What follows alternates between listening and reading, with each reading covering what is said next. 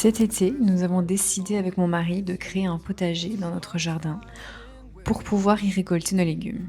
Pour cela, nous avons voulu réaliser la construction des bacs de A à Z par nous-mêmes, en famille, avec nos enfants. C'est une excellente activité à faire avec les enfants, que ce soit car cela nous force à être dehors, en plein air, à l'extérieur, mais aussi pour leur apprendre petit à petit le jardinage et espérer qu'ils y prennent goût. Ceci dit, nous sommes novices, car c'est la première fois que l'on fait ça. Si vous tombez sur cette chaîne, moi c'est Irina, je suis maman de 2 enfants rapprochés que je garde avec moi à la maison.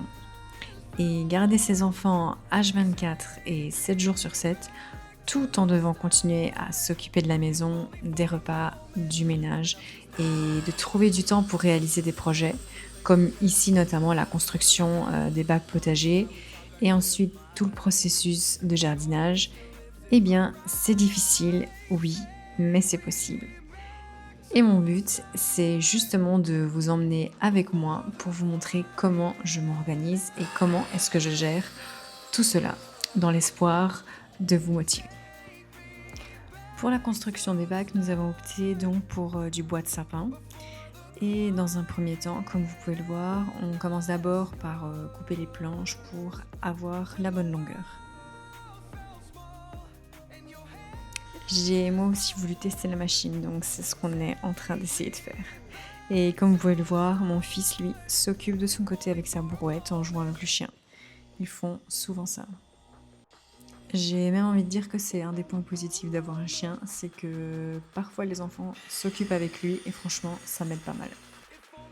Je ne suis certainement pas en train de dire qu'il faut prendre un chien pour occuper ses enfants, parce qu'un chien c'est beaucoup de responsabilités et surtout nous, la race de notre chien, un berger australien. Comme vous pouvez le voir, ma fille s'occupe tranquillement à ramper sur la terrasse en essayant de prendre tout ce qu'elle trouve par terre en bouche. Donc c'est vrai que je dois pas mal la surveiller pour éviter qu'elle s'étouffe en prenant un caillou ou de la terre, de l'herbe ou quoi que ce soit. On va pas se mentir, surveiller non-stop leurs faits et gestes pour ne pas qu'ils se fassent mal ou qu'ils fassent quelque chose de dangereux, c'est fatigant, c'est vrai, mais enfin bon, c'est comme ça. D'ailleurs là, vous allez le voir dans quelques secondes, mais j'ai dû aller la rechercher pour la 15e fois parce qu'elle n'arrêtait pas de s'échapper et qu'elle se mettait dans des endroits où on ne la voyait pas. Et donc j'allais la remettre de l'autre extrémité de la terrasse pour avoir quelques minutes de répit le temps qu'elle atteigne l'autre côté. Je vous retrouve un autre jour, l'heure du repas du soir arrivait et il fallait mettre tout ce petit monde au lit. Donc nous avons décidé de rentrer toutes les affaires à l'intérieur et de reprendre une autre fois. À ce moment-là, toutes les planches étaient donc bien coupées à la bonne longueur. Nous voici donc en ce jour ensoleillé et ici je vais appliquer de la lasure sur les planches, c'est le produit que je vous ai montré. Et le but de cette étape c'est de protéger le bois pour qu'il tienne le plus longtemps possible dans le temps. Cette étape je l'ai donc faite seule, mon mari était occupé à autre chose et c'est un jour où mes parents étaient venus passer la journée à la maison vu que c'était un jour férié. Et j'en ai donc profité que ma maman soit là et qu'elle garde un œil sur mon fils et mon neveu pour pouvoir appliquer le produit sur les planches tranquillement. Et ça tombait vraiment bien qu'il y avait du soleil ce jour-là parce que je ne pouvais pas faire cette étape si il allait pleuvoir dans les heures qui suivent car les planches allaient rester dehors et il fallait absolument qu'elles sèchent, il me semble au moins 16 heures. Avant d'aller peindre les planches, j'avais été mettre ma fille au lit pour la sieste, sauf que finalement elle ne s'est jamais endormie. Pourtant elle est encore très jeune et il lui faut clairement ses 2 siestes, mais elle a décidé de ne pas faire la deuxième. Autant vous dire que ça m'a mise légèrement de mauvaise humeur. Personnellement je suis très à cheval sur les siestes, c'est plus fort que moi. J'ai l'impression que c'est une urgence vitale que les enfants dorment, donc je fais toujours tout mon possible pour qu'ils puissent dormir la journée. Mais je commence petit à petit et très difficilement à me retirer la pression avec ça. parce que quand ils ne veulent pas dormir, malheureusement je ne sais pas dormir à leur place. Et me mettre la pression avec ça n'y changera rien, donc j'essaie de relativiser, même si c'est très très difficile pour moi.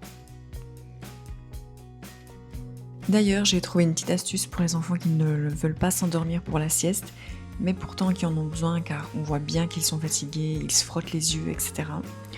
Donc la petite astuce, c'est, imaginons si vous avez mis votre enfant à la sieste et qu'après 30-45 minutes, l'enfant ne dort toujours pas. Ce que j'avais fait avec ma fille, c'était que j'étais montée la chercher, je l'ai prise dans mes bras tout en la laissant dans sa gigoteuse et on a fait un petit tour de la maison. Ça lui a changé les idées et quand je l'ai reposée dans son lit, elle s'est endormie dans les 10 minutes qui ont suivi. Alors ça ne marche pas à tous les coups, c'est sûr, mais je l'ai déjà fait quelques fois avec elle et ça a bien fonctionné.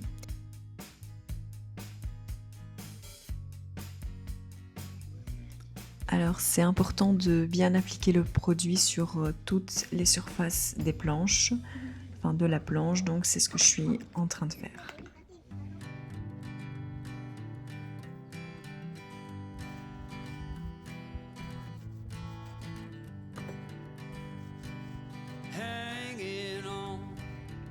On dirait peut-être pas comme ça, mais mine de rien, c'était assez sportif pour mes bras. Some days I got no use for it all.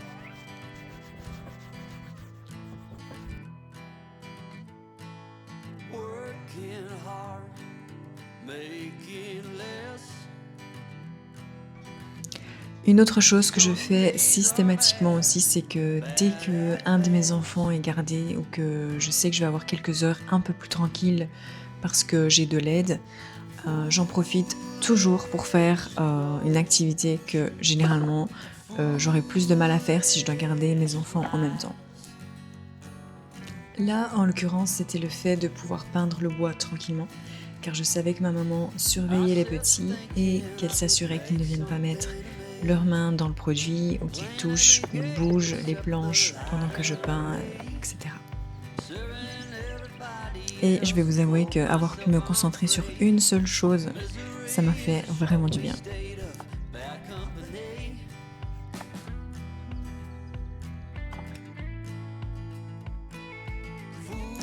Coucou, on se retrouve quelques jours plus tard. À ce moment-là, c'était le week-end. Et donc maintenant, le but c'est d'assembler toutes les planches ensemble pour construire le bac final. C'était le matin, ma fille était à la sieste et mon fils se promenait autour de nous et regardait ce que son papa faisait. Pour cette étape, j'ai surtout été spectatrice et j'ai juste aidé mon mari de temps à autre s'il fallait tenir un bois ou bien apporter quelque chose. Pour chaque planche, on commençait donc par préforer et ensuite on insérait la vis. On s'assurait aussi de laisser de l'espace entre les planches parce que le bois travaille avec le temps et peut gonfler.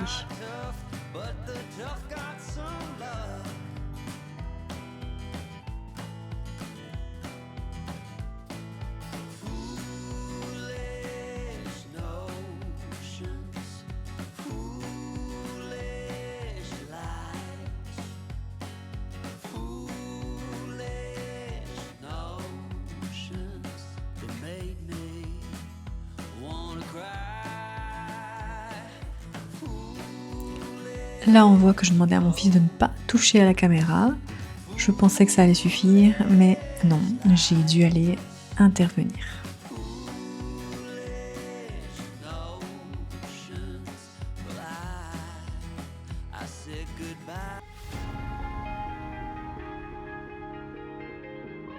Je trouve quand même ça super mignon de voir nos enfants profiter de l'extérieur et de regarder un peu ce que les parents font. Hey there, what you drinking? 2 shots, let's pour it out. I know what you're thinking, but tomorrow won't come for us. Tous les bacs commençaient à être prêts et on allait pouvoir bientôt construire le résultat final. One more for us, there you go. Drink it up, all this love in a cup. Yeah, we go slow, we go fast. Yeah, we can't get enough. We stay all day, all night, living in paradise. Remember Quelques ajustements étaient nécessaires. the time of your life.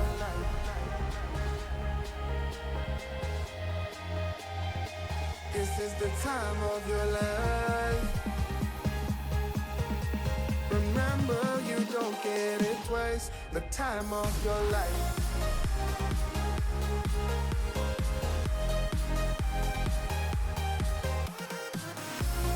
On arrive maintenant à l'étape de devoir bouger les bacs potagers et aller les positionner à l'endroit désiré. Donc c'est ce qu'on va faire.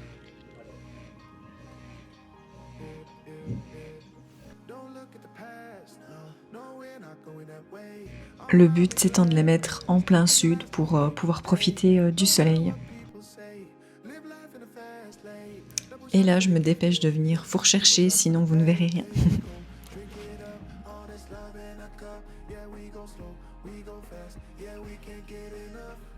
En pleine discussion pour savoir comment est-ce qu'on va positionner ces bacs. Donc on tente d'abord d'en mettre un et on va apporter le deuxième après.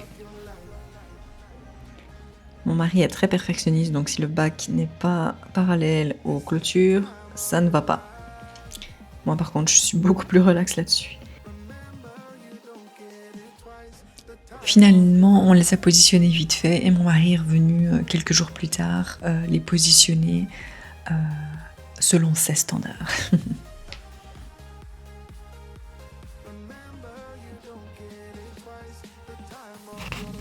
Enfin voilà, on arrive tout doucement à la fin de cette vidéo. J'espère qu'elle vous aura plu et que vous aurez passé un agréable moment en notre compagnie.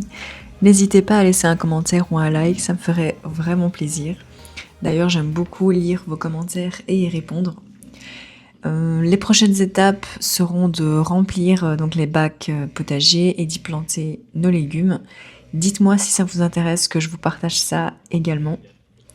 Et en attendant, je vous souhaite à toutes et tous une très belle journée et je vous dis à bientôt dans une prochaine vidéo. Salut!